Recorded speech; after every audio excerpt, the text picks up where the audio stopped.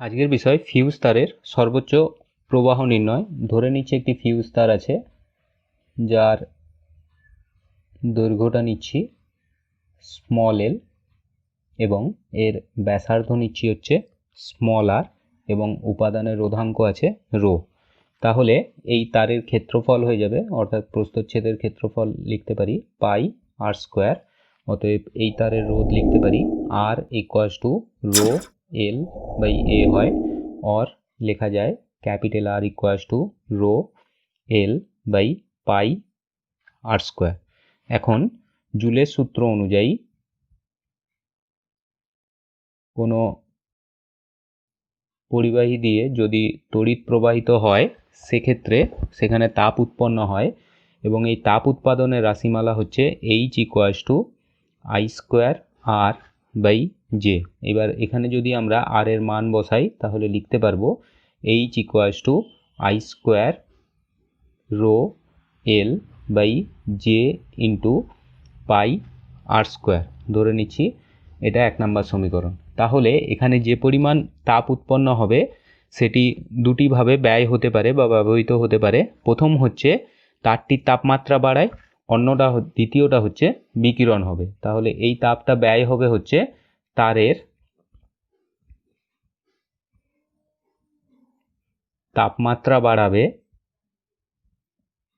এবং 2 নাম্বার তারের বাইরের অংশ দিয়ে বিকিরণ হতে পারে, বিকীর্ণ হয়ে যাবে কিছুটা তাপ। তাহলে এই তাপ বিকিরণের ফলে তারটা সর্বোচ্চ তাপমাত্রায় যেতে পারবে না, এর তাপটা একটা নির্দিষ্ট তাপমাত্রা পর্যন্ত যেতে পারে।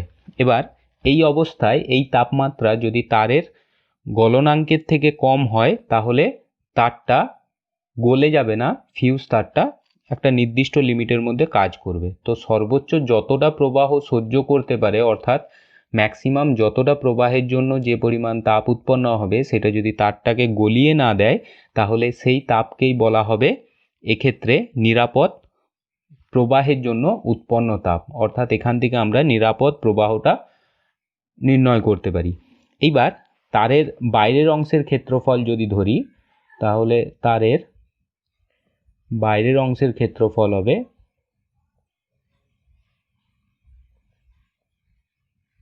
এটা নিতে পারি 2 পাই আর ইন্টু এল। 2 পাই আর পরিধি এবং এলটা হচ্ছে দৈর্ঘ্য, এবং প্রতি সেকেন্ডে একক ক্ষেত্রফল দিয়ে বিকীর্ণ তাপ যদি এইচ হয়, লিখছি প্রতি সেকেন্ডে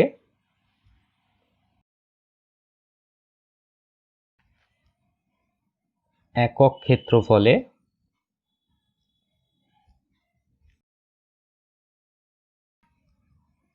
বিকীর্ণ তাপ সমান যদি স্মল এইচ হয় তবে মোট বিকীর্ণ তাপ হবে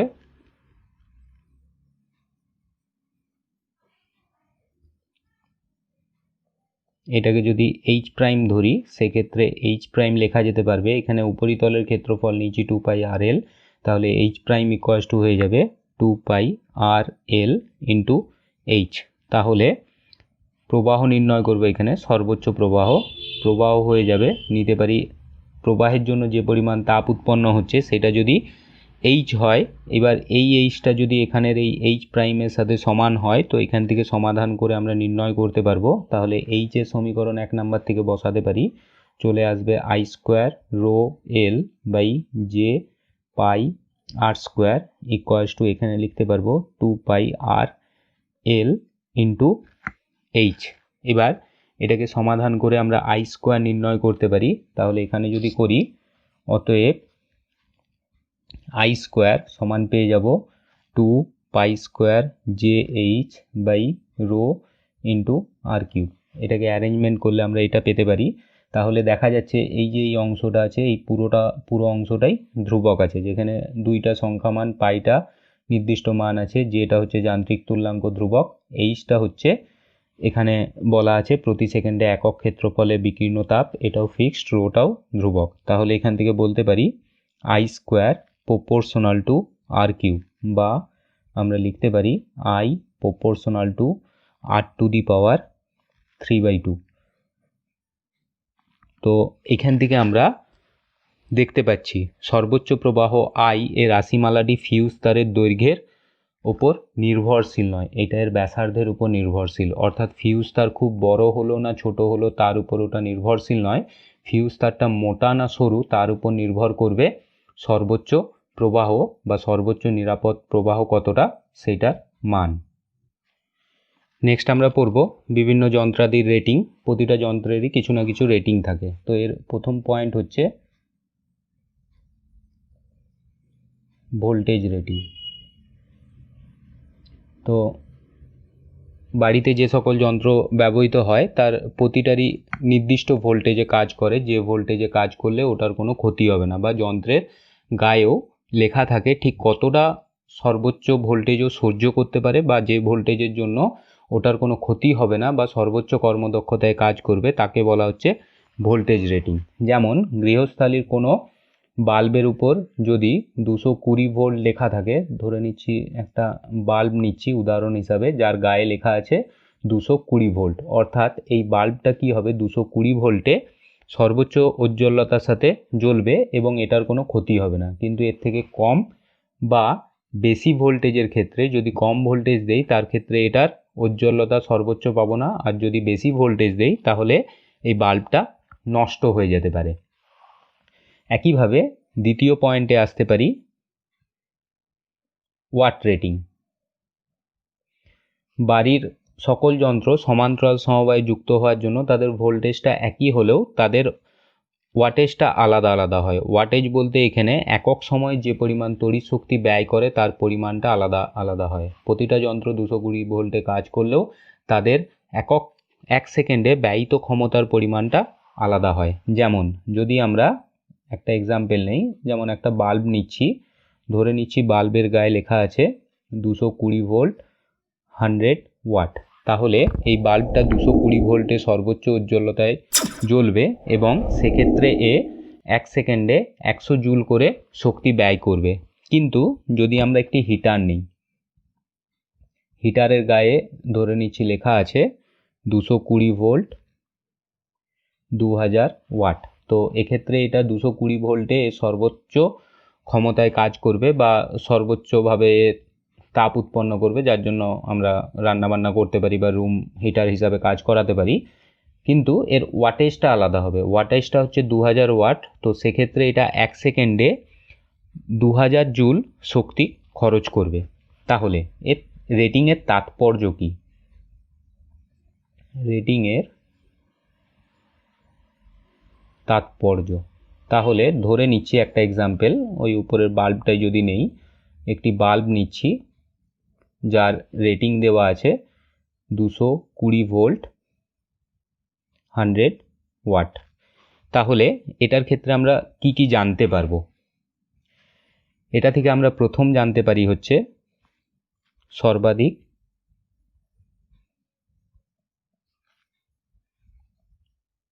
কর্মক্ষমতা। সর্বাধিক কর্মক্ষমতা বলতে যদি এই বাল্বটা নেই, এটা সর্বাধিকভাবে কাজ করতে পারবে যদি এর ভোল্টেজটা হয় 220 ভোল্ট, এবং সেক্ষেত্রে এর যে পরিমাণ ক্ষমতা ব্যয় করবে সেটা হয়ে যাবে 100 ওয়াট, বা বলতে পারি এক সেকেন্ডে 100 জুল পরিমাণ শক্তি ব্যয় করবে। একইভাবে এখান থেকে প্রবাহ ও রোধের ধারণা করতে পারি। 2 নাম্বার নিচ্ছি প্রবাহ মাত্রা ও রোধের গণনা। 2 নাম্বার ক্যালকুলেশন করব, তাহলে এখানে দেওয়া আছে V সমান 220 ভোল্ট, P সমান দেওয়া আছে 100 ওয়াট। এবার P ইকুয়ালস টু আমরা জানি I ইন্টু V হয়, তাহলে I ইকুয়ালস টু লেখা যেতে পারে P বাই V। সেক্ষেত্রে Pটা দেওয়া আছে 100 ওয়াট এবং Vটা দেওয়া আছে 220 ভোল্ট। তাহলে এই মানটা বসালে আমরা কারেন্টের মানটা পাবো I ইকুয়ালস টু 0.45 অ্যাম্পিয়ার প্রায়।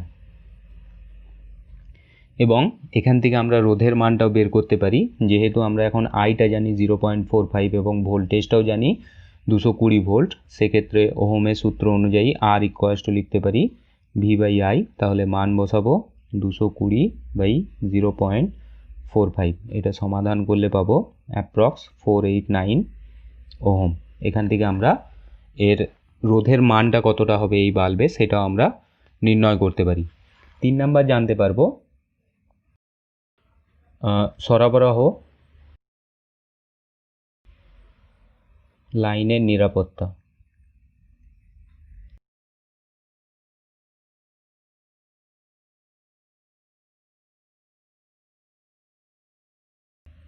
এটা আমরা দেখব। তো নিরাপত্তা বলতে কোনো বৈদ্যুতিক যন্ত্র সরবরাহ লাইনের পক্ষে নিরাপদ কিনা তা রেটিং থেকে জানা যায়। যেমন যদি আরেকটা উদাহরণ নেই, ধরে নিচ্ছি আরেকটা উদাহরণ আছে 220 ভোল্ট 2000 ওয়াটের যদি একটা হিটার থাকে, তার ক্ষেত্রে এখানে দেওয়া আছে P ইকুয়ালস টু 220 ভোল্ট এবং W ইকুয়ালস টু দেওয়া আছে 2000 ওয়াট।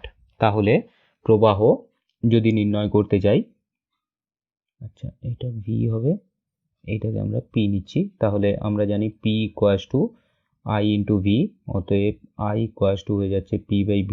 মান বসাতে পারি 2000/220। সমাধান করলে অ্যাপ্রক্স আসবে 9.1 অ্যাম্পিয়ার প্রায়। তাহলে এখানে দেখতে পাচ্ছি অ্যাম্পিয়ারটা অনেক বেশি, তো সেক্ষেত্রে বলতে পারি যে বাড়ির মিটার বা ফিউজ সর্বোচ্চ 5 অ্যাম্পিয়ারের প্রবাহের জন্য তৈরি আছে। ধরে নিচ্ছি একটি বাড়ির লাইন সাপ্লাই ম্যাক্সিমাম কারেন্ট সহ্য করতে পারে তার fuse I equals two 5 ampere. কিন্তু যদি 2000 ওয়াটের একটা আমি হিটারকে লাগাই, তার ক্ষেত্রে দেখা যাচ্ছে এখানে যে অ্যাম্পিয়ারটা প্রয়োজন হচ্ছে সেটা 9.1 অ্যাম্পিয়ার। তো সেক্ষেত্রে এই হিটারটাকে যদি এই লাইনে আমরা কানেকশান দেই, সেক্ষেত্রে ফিউজটা নষ্ট হয়ে যেতে পারে বা শর্ট সার্কিটেরও একটা সম্ভাবনা থাকে।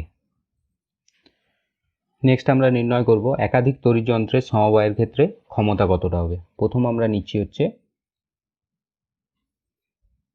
সমান্তরাল সমবায়। তো সমান্তরাল সমবায়ের ক্ষেত্রে আমরা একটা সমান্তরাল সমবায় বর্তনী নেব। ধরে নিচ্ছি এখানে একটি রোধ আছে এবং এখানে একটি রোধ আছে, এরা পরস্পরের সমান্তরালে যুক্ত করে এদেরকে আমি একটি ভোল্টেজ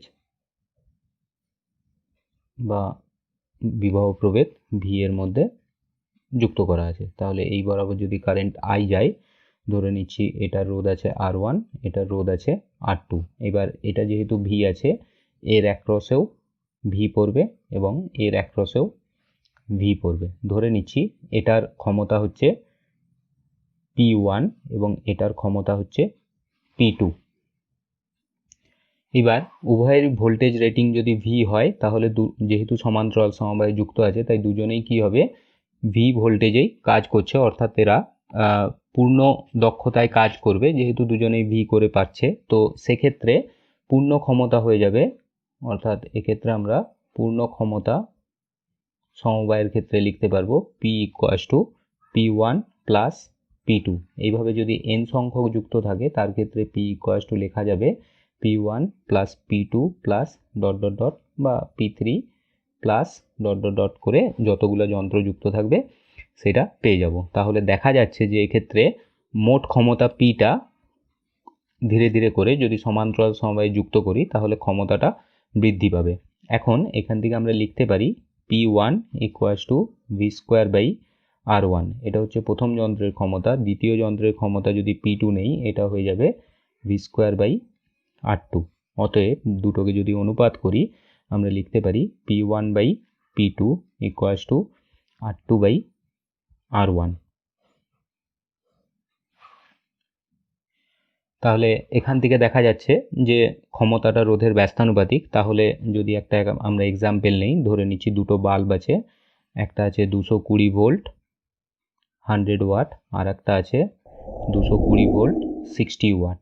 তাহলে দুটোর ওয়াটেজটায় পার্থক্য আছে। এই দুটো বাতিকে যদি সমান্তরাল সমবায়ে যুক্ত করি একটা 220 ভোল্ট লাইনে, সেক্ষেত্রে 100 ওয়াট যে বাতিটা আছে সেটি বেশি উজ্জ্বলভাবে জ্বলবে এবং বর্তনীর মোট ক্ষমতা হয়ে যাবে, যেহেতু সমান্তরাল সমবায়ে যুক্ত করছি তাই মোট ক্ষমতা P ইকুয়ালস টু লিখতে পারবো 100 প্লাস 60 অর্থাৎ 160 ওয়াট। সমান্তরাল সমবায়ের ক্ষেত্রে এটা হয়ে যাবে সেক্ষেত্রে তুল্য ওয়াটেজটা। নেক্সট আমরা আসব শ্রেণী সমবায়ের ক্ষেত্রে। 2 নাম্বার নিচ্ছি শ্রেণী সমবায়। শ্রেণী সমবায়ের ক্ষেত্রে বর্তনী এরকম নিতে পারি, ধরে নিচ্ছি দুটো রোধ আছে, এই দুটো রোধকে একটি ব্যাটারি বা বিভব প্রভেদের সাথে যুক্ত করা আছে। এবার এটা যদি R1 হয়, এটা যদি R2 হয়, এখান দিয়ে আমি বলতে পারবো দুটোর মধ্যে দিয়ে একই পরিমাণ তড়িৎ প্রবাহিত হবে, কারণ এটা শ্রেণী সমবায়ে যুক্ত আছে। তাহলে এই প্রথমটার ক্ষমতা যদি P1 হয়, দ্বিতীয়টার ক্ষমতা যদি P2 হয়, সেক্ষেত্রে আমরা বলতে পারি P1, এটা প্রাইমে নিচ্ছি, তাহলে P1 প্রাইম ইকুয়ালস টু লেখা যেতে পারে I স্কোয়ার ইন্টু R1। একইভাবে P2 প্রাইম ইকুয়ালস টু লেখা যেতে পারে I স্কোয়ার ইন্টু R2। তাহলে এই দুটোকে অনুপাত করলে পাবো P1 prime by P2 prime equals to R1 by R2। এইবার এটা যদি 1 নাম্বার সমীকরণ হয়, এখান থেকে দেখা যাচ্ছে P1 by P2 equals to ছিল হচ্ছে R2 বাই R1, ব্যস্তানুপাতিক ছিল। অতএব এই দুটো সম্পর্ক থেকে আমরা লিখতে পারি P1 prime by P2 prime equals to, এটা হয়ে যাবে P2 বাই P1। তাহলে এইখান থেকে যে শর্তে আসতে পারবো, এইখান থেকে আমরা বলতে পারি P1 গ্রেটার দেন যদি P2 হয়, সেক্ষেত্রে P1 prime less than P2 prime হবে। তো অর্থাৎ বলা যায় শ্রেণী সমবায়ে বেশি ওয়াটেজ রেটিংয়ের যন্ত্র কম ক্ষমতা ব্যয় করবে। যেমন এক্সাম্পল নিচ্ছি, 100 ওয়াটের একটা বাতি আগে যেটা নিয়েছিলাম, আর 60 ওয়াটের একটা বাতি। এক্ষেত্রে যেহেতু এই শর্তটা পালিত হচ্ছে P1 prime less than P2 prime, তাই এক্ষেত্রে আমরা বলতে পারবো যে 100 ওয়াটের বাতিটা অপেক্ষাকৃত কম ক্ষমতা ব্যয় করবে, সুতরাং সেটির উজ্জ্বলতাও অপেক্ষাকৃত কম হবে। তাহলে এক্ষেত্রে যেটা প্রবাহ আসবে, তো এই চিত্র অনুযায়ী যদি আমরা প্রবাহ দেখি, I ইকুয়ালস টু লিখতে পারি ওহমের সূত্র অনুযায়ী V by R1 plus R2, কারণ এটা হচ্ছে তুল্য রোধ। অতএব ক্ষমতাটা হয়ে যাবে P প্রাইম ইকুয়ালস টু লেখা যেতে পারে I square into R1 plus R2। এবার যেহেতু I equals to V by R1 plus R2 আছে, অতএব P প্রাইম ইকুয়ালস টু লেখা যাবে V square by R1 plus R2।